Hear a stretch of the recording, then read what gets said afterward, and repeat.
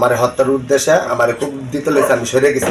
সরকারের কাছে আমি বিচার চাই, পুলিশ প্রশাসনের কাছে বিচার চাই। গাজীপুরে গাছা এলাকায় যুবদল নেতা সজীব আহমেদ শাহিনকে কেন্দ্র করে উত্তেজনাকর পরিস্থিতি সৃষ্টি হয়েছে। জানা যায় তিনি গাছা থানা বিএনপির ছাত্র বিষয়ক সম্পাদক এবং ৩৫ নম্বর ওয়ার্ড যুবদলের সাংগঠনিক সম্পাদক হিসেবে দায়িত্ব পালন করছেন। পুলিশ একাধিক মামলার আসামিকে ধরতে গেলে স্থানীয় এক ব্যক্তি তাদের তথ্য প্রদান করেন।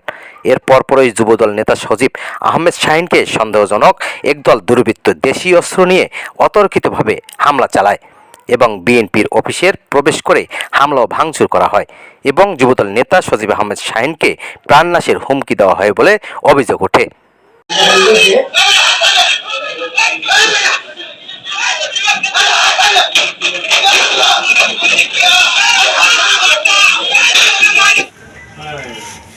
সাড়ে 4টার দিকে গাছা থানা পুলিশ নিত্যন দাদা আমার অফিসে গেছে অন্য একটা আসামি দেওয়ার জন্য।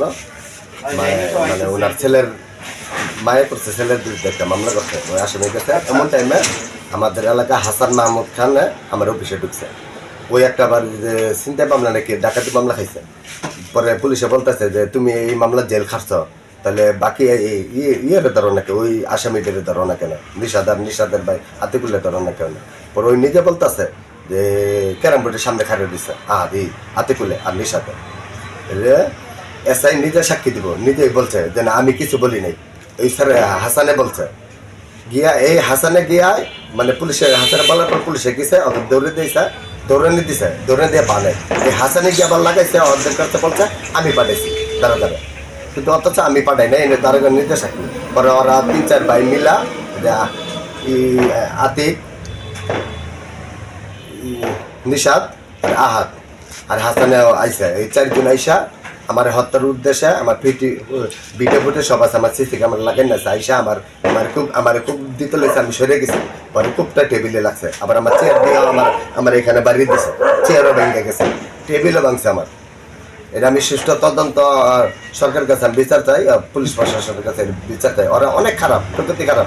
একটা বাইর নামে 7-8টা করে মামলা আছে, নেশা বেছে, ছিনতাই করে, ডাকাতি করে, ডাকাতি মামলা 7-8টা করে, আবার নেশা বেছে, মাদকের মামলা আছে হিন্দির সাথে বিরুদ্ধে আর আতিকের বিরুদ্ধে, আর সবকটা বাইরের বিরুদ্ধে অনেক মামলার আসামি। ওরা এলাকা অনেক অত্যাচার করে। ঘটনার পরপরই ভুক্তভোগী থানায় একটি লিখিত অভিযোগ দায়ের করেছেন। পুলিশ বিষয়টি তদন্ত করছে এবং জড়িতদের শনাক্ত করে আইনগত ব্যবস্থা নেওয়ার আশ্বাস দিয়েছেন। এ ঘটনায় এলাকায় চরম উত্তেজনা বিরাজ করছেন। 16 বাংলা টিভি, আবহমান বাংলার মুখপাত্র।